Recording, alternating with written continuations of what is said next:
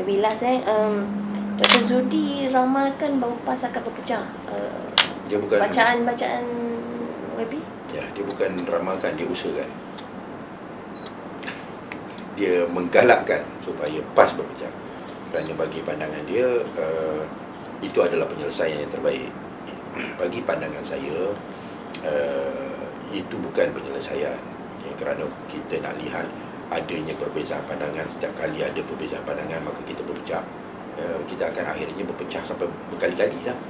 Kerana persoalan yang dibahaskan, yang ada beza pandangan itu adalah berhubung dengan pendapat dan pandangan, kaedah dan pendekatan yang tidak merupakan hukum yang qat'i, ya, yang semua kena setuju. So semestinya akan ada perbezaan pandangan. Cara yang terbaik ialah supaya perbezaan pandangan ini diuruskan dengan diadakan perbincangan dan perbahasan yang menyeluruh di kalangan pimpinan. Ya, katakan kalau macam Zodi, dia merasakan bahawa lebih baik PAS bersama dengan UMNO, bekerjasama dengan UMNO, walaupun tak masuk sebagai satu gabungan dengan UMNO, tetapi bekerjasama dengan UMNO bila ianya menguntungkan, dan bekerjasama dengan PR bila ianya menguntungkan dan sebagainya. Maka berarti tak ada satu pendirian yang tetap. Dia ada prinsip, tapi prinsip dia ialah mana yang menguntungkan kita anulah, tu prinsipnya lah. Ya. Maka ianya satu pendekatan yang mungkin boleh diguna pakai di dunia teoretikal lah, dalam secara. Tapi ramai sebenarnya orang macam Dr. Zudi itu dalam PAS yang meramalkan, yang YB kata menggalakkan, sebenarnya bukan meramalkan tapi menggalakkan perpecahan apabila masing-masing mengeluarkan pandangan. Apabila dengan Ustaz, kalau tengok Ketua Dewan Ulama PAS Pahang, Ustaz Mokhtar Seni, selalu dalam Facebook dia menimbulkan banyak tanda tanya. So macam mana nak PAS nak tangani, even kepimpinan sendiri pun dia tak ada kesedaran untuk pastikan apa yang ditulis tu tidak memecah belahkan parti. Itu betul-betul last OIB. Itulah yang di antara perkara-perkara yang kita telah sebut dalam mesyuarat IJK Pak Pusat, supaya sebagai pimpinan kita mesti berusaha untuk menyatupadukan. Ini pun adalah salah satu KPI kepimpinan, kemampuan untuk menyatupadukan. Kalau kita nak membenarkan PAS ni berpecah, maka itu menunjukkan bahawa kita ni tidak mempunyai kepimpinan. Maka pengurusan perbezaan pandangan dan sebagainya, ini semua adalah ukuran sejauh mana keberkesanan kepimpinan kita. Sebenarnya ini telah dinyatakan di dalam mesyuarat agung, mesyuarat IJK Pak Pusat, dan kita harapkan bahawa pimpinan utama akan berperanan ke arah itulah. Tapi makin teruk ni YB punya.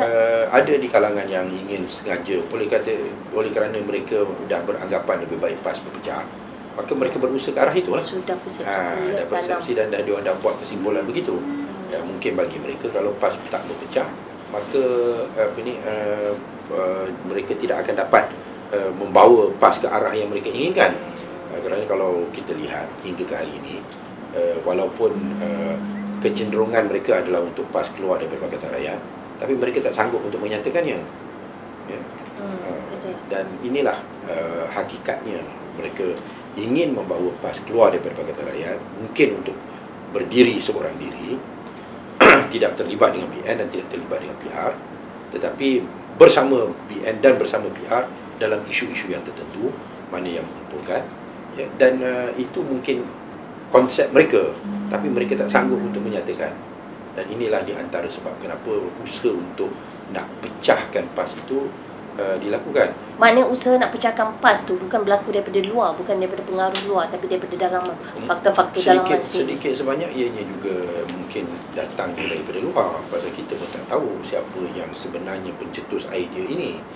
Dan mungkin di antara yang pencetus idea ini adalah orang-orang UMNO sendiri, ataupun special branch dan sebagainya. Kita tak tahu kan. Tapi dalam PAS sendiri pun takkanlah ada pengaruh sampai dia dipengaruhi peringkat tidak mustahil. Tidak mustahil, kerana selalunya orang yang nak datang dengan membawa pengaruh yang jahat ini, kita akan mengaku dia bawa pengaruh yang jahat. Dia akan datang kepada orang-orang yang agak naif, yang tidak begitu berpengalaman dalam berpolitik, lawan UMNO dan sebagainya. Jadi dia akan kata inilah apa yang sepatutnya PAS lakukan. Kita boleh manfaatkan, UMNO pun kita boleh manfaatkan, PR pun kita boleh manfaatkan. Lalu orang yang tak faham, dia dengar macam tu, dia kata, oh baguslah. Baguslah, PAS boleh manfaatkan, PR boleh manfaatkan UMNO PN. Kan? Itu idea yang cukup hebat. Kan? Tapi akhirnya bila kita masuk pilihan raya, siapa yang akan undi kita? UMNO pun tak akan undi kita pasal dia kata dia ni kan dia pergi dengan PR. Orang PR pun tak akan undi kita kan, dia kata kalau dia menang dia pergi dengan UMNO. Sebenarnya kan ratusan ahli PAS yang menyokong Pakatan lebih besar atau lebih besar berbanding dengan dan itulah sebabnya kenapa mereka tak sanggup mengatakan apa yang ada yang tersirat di dalam penulisan dan pemikiran mereka. Kerana mereka tahu bahawa ratusan ahli PAS yang sokong sampai dengan Pakatan Rakyat buat masa inilah adalah lebih ramai.